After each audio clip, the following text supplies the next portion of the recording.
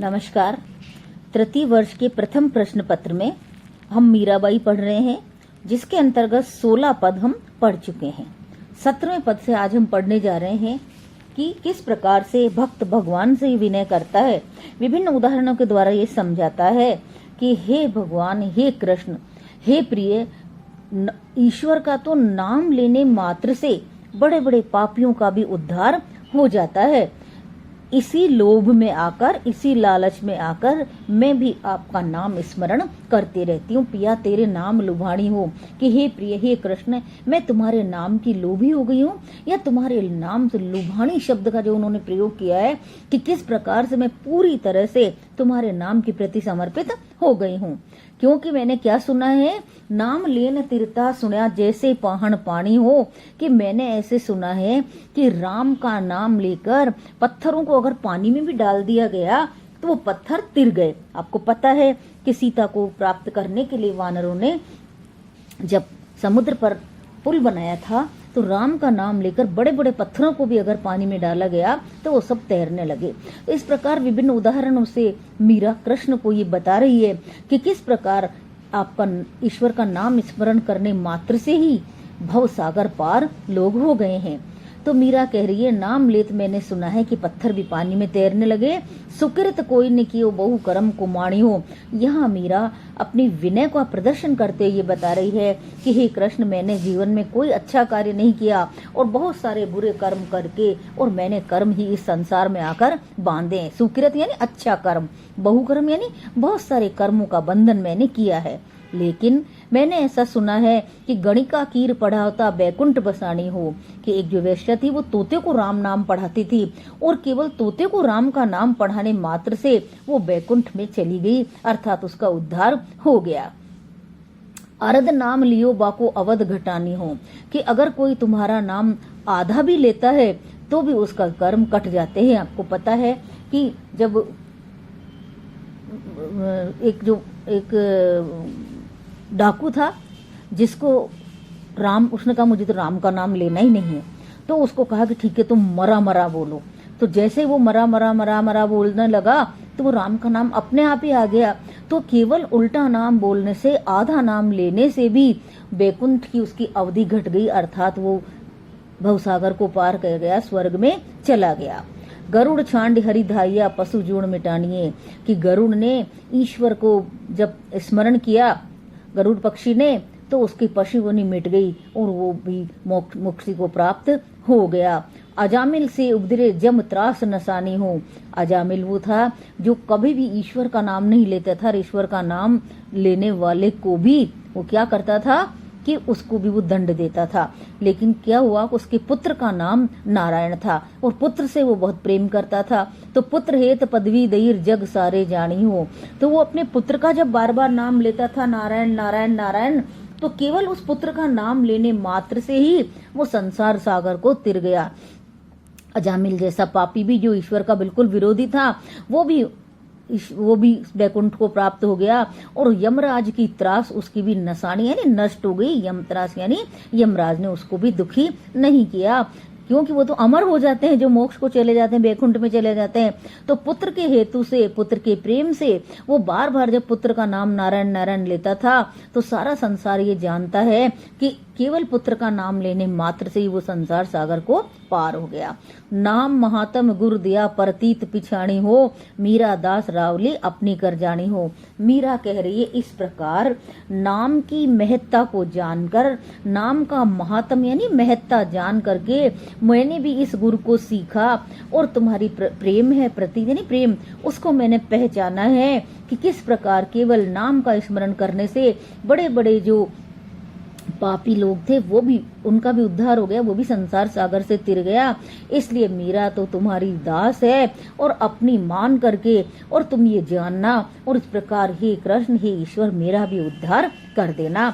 यहाँ विभिन्न प्रकार के उदाहरणों के द्वारा मीरा ने कृष्ण को अपना उद्धार करने की विनय भक्ति प्रकट की है। राम नाम रस पीजे मनुआ, राम नाम रस पीजे तज कुसंग सत्संग बैठे नित हरि चर्चा सुन लीजिए।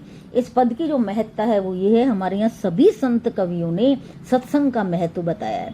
क्यों क्योंकि ये कहते हैं काजल की कोठरी में केतो ही जतन करे, काजल की एक रेख लागे पर लागे। अर्थात अगर काजल की कोठरी है उसमें कितना भी यत्न पूर्वक हम जाएंगे तो निश्चित रूप से काले रंग की कोई एक रेखा हमारे कपड़ों पर लग जाएगी। उसी प्रकार से अगर हम बुरे लोगों की संगत में रहेंगे, कुसंग में रहेंगे, तो कोई न कोई बुराई हमारे जीवन में भी आ ही सकती है।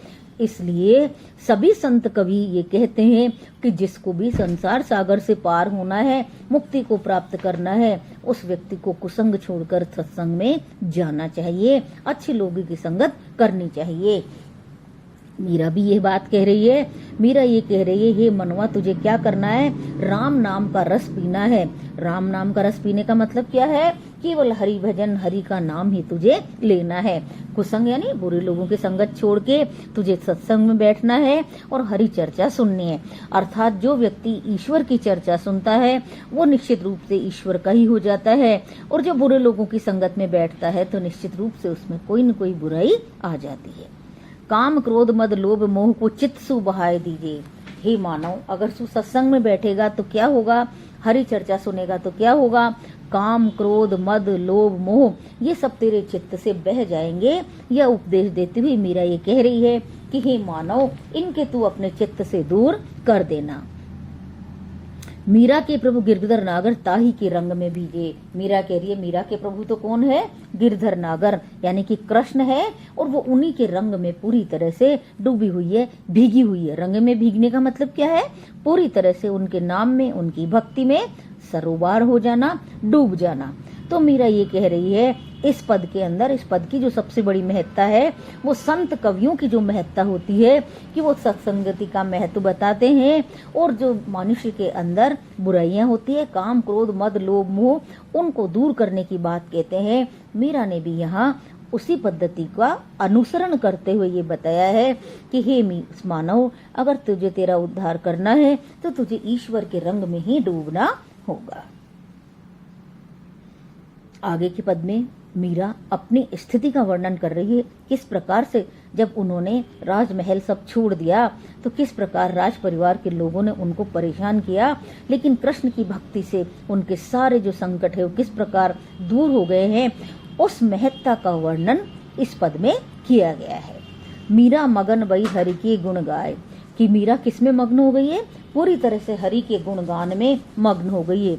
उस हरि के गुणगान में मग्न होने से जितने भी उनके ऊपर संकट आए वो कैसे दूर हो गए, इसका वर्णन करते हुए मीरा ये बता रही है कि सांप पिटारा राणा भेजा, मीरा हाथ दियो जाए, नहायो धोए जब देखने लागी, सालिग्राम गई पाए।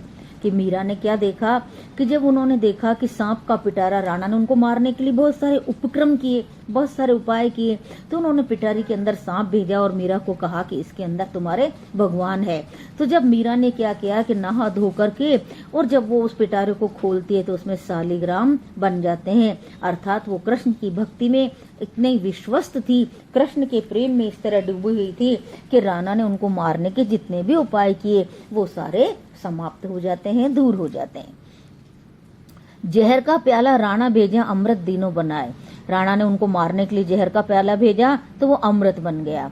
नहाए धोए जब देखन वाली हो अमर अचाय, नहा धो करके जब मीरा उसको पीती है तो उसको लगता है कि वो तो और भी अमर हो गई है, अर्थात वो जहर भी उनके लिए अमृत बन गया है।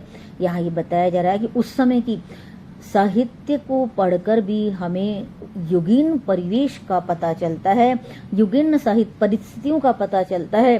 तो इससे ही पता चलता है कि मीरा का जो परिवार था वो मीरा के योगिन रूप को स्वीकार नहीं कर पा रहा था, इसलिए उनको लगता था कि संसार में उनकी बदनामी हो रही है, उनकी बेइज्जती हो रही है, इसलिए उन्होंने मीरा को मारने के बहुत सारे उपाय किए।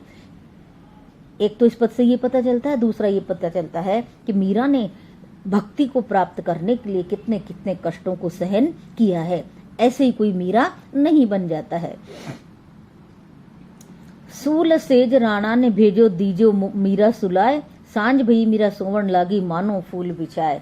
कि राणा ने क्या किया कि ऐसा लगता है इतने दुख दिए कि उन्होंने सूलियों की सेज है वो मीरा के लिए बनाई, लेकिन वो सूलों की सेज भी मीरा के लिए क्या बन जाती है, फूल बन जाती है। कि मीरा को इस कांटों की सेज पर सुला देना, लेकिन मीरा जब उस पर सोने लगती है तो वो कांटों की सेज भी क्या बन जाती है, फूलों में परिवर्तित हो जाती है। आगे मीरा ये बता रही है, मीरा के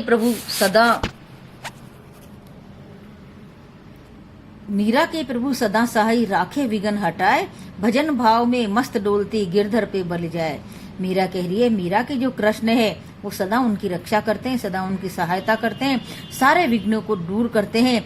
इसलिए मीरा भजन भाव में मस्त डोलती रहती है और उस गिरधर पर बलिहारी जाती है। यहाँ पर मीरा ये बताना चाह रही है कि किस प्रकार से उन्होंने कृष्ण की भक्ति की तो सारे जो संकट है वो उनके दूर हो गए, और इसलिए मीरा मस्त होकर के अब कृष्ण की भक्ति में पूरी तरह डूबी हुई है।